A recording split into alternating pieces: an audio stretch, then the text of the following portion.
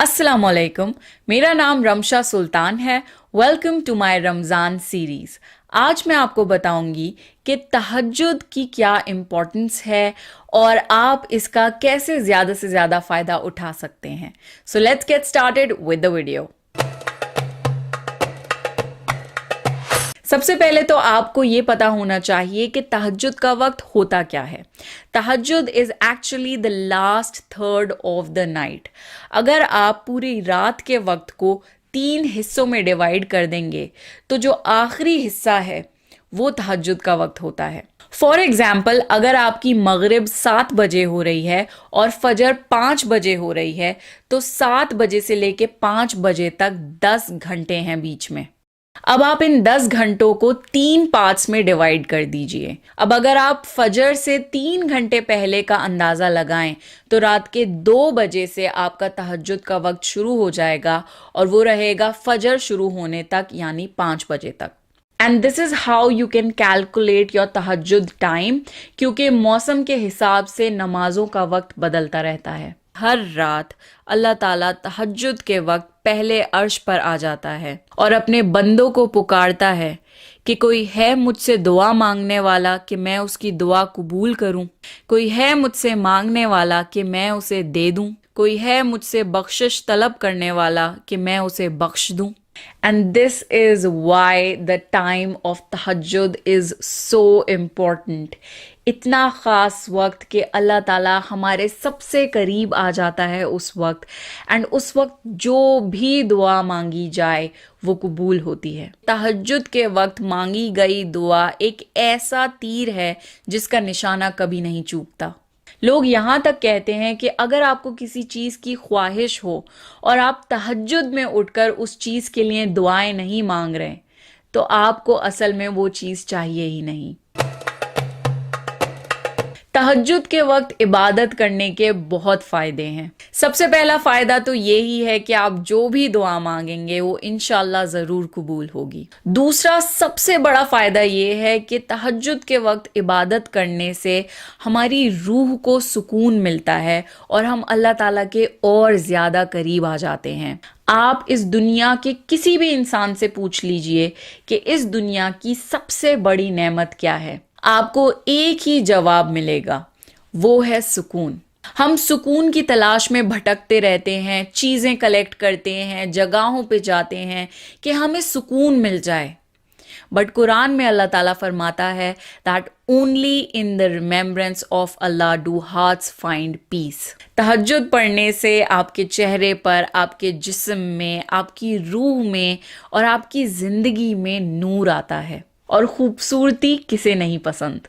तहज्जुद की इबादत एक्चुअल में आपकी आखिरत के लिए इन्वेस्टमेंट है, क्योंकि जब आप कब्र में होंगे या आप मर चुके होंगे या क़यामत के दिन आप परेशान हाल होंगे तो यही इबादत आपके काम आएगी उस वक्त।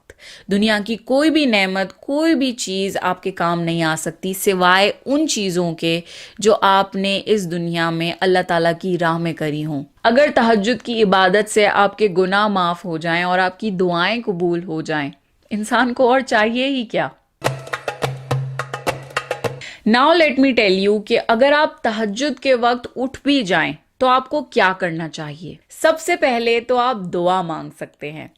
कई बार ऐसा होता है कि तहज्जुद में आप उठ तो जाते हैं पर आप में इतनी हिम्मत नहीं होती कि आप वुज़ू करके नमाज पढ़ सकें। तो एटलीस्ट अगर आपकी आँख खुल गई है तो आप चाहे लेटे लेटे ही सही पर अल्लाह ताला से दुआ मांगें। दूसरी चीज़, आप नमाज पढ़ सकते हैं, ख़ास तौर से तहज्जुद की नमाज जो कि निफिल नमाज होती है। It's optional, it's voluntary.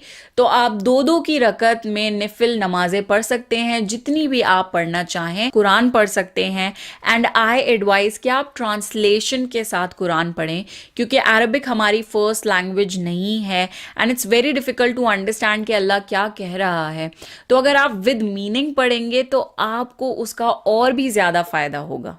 آپ اللہ تعالیٰ سے اپنی مغفرت کی دعا کر سکتے ہیں، جو بھی آپ نے گناہ کیے ہوں ان کی معافی مانگیں، اللہ تعالیٰ سے ایک اچھی زندگی اور اچھی موت کی دعا مانگیں، یہ دعا مانگیں کہ آپ کو موت کے وقت کلمہ طیبہ نصیب ہو، قبر کے عذاب سے پناہ مانگیں، قیامت کے دن کی تکلیف اور پریشانیوں سے بچنے کی دعا مانگیں، اینڈ لاسٹلی جہنم سے پناہ مانگیں۔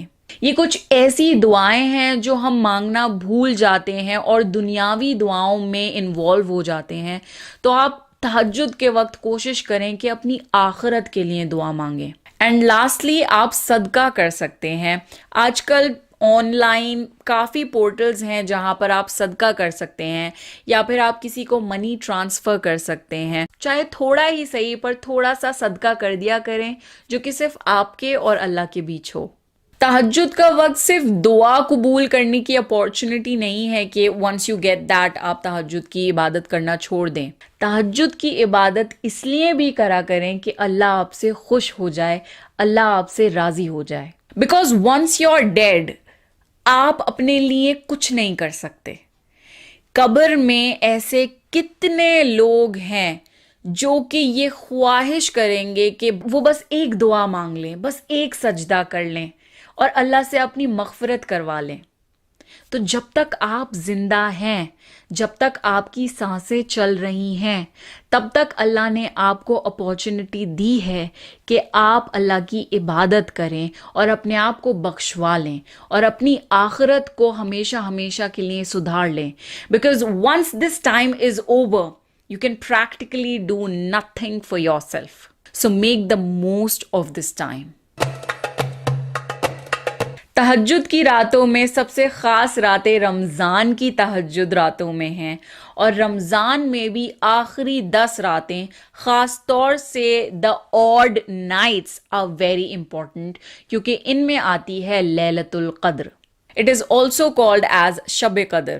قرآن میں اللہ تعالیٰ نے ایک پوری سورہ اتاری ہے، سورہ قدر، جس میں اللہ تعالیٰ نے لیلۃ القدر کے بارے میں بتایا ہے۔